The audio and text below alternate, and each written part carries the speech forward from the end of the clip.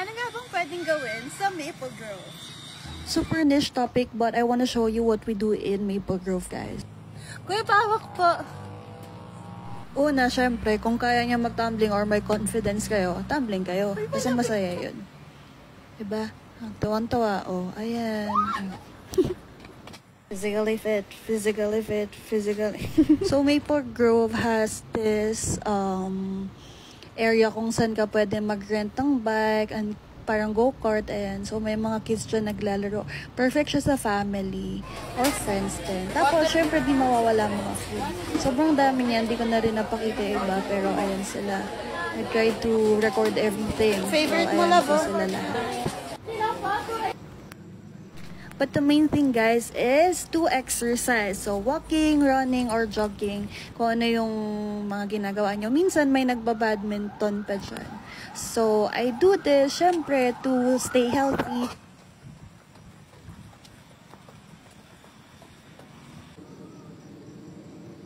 Sobrang importante na gumalaw kayo. Kung wala kayo masyadong gana, kahit 15 to 30 minutes lang of walking, malaking help na siya. So kami, hindi naman ako araw-araw dito. We try like 3 to 4 times a week. That's important. It's important. Very important. Drinks. Cheers. Cheers. Fruit shake break.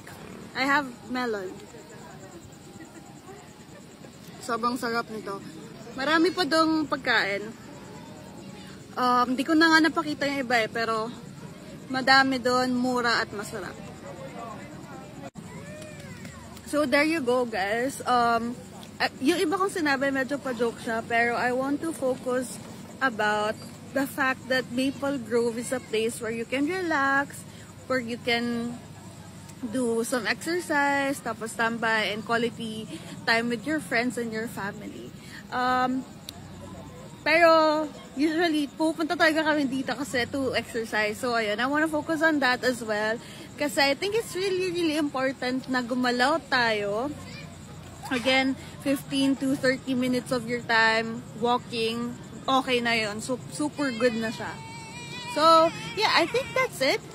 Stay safe and healthy, guys. Sab out.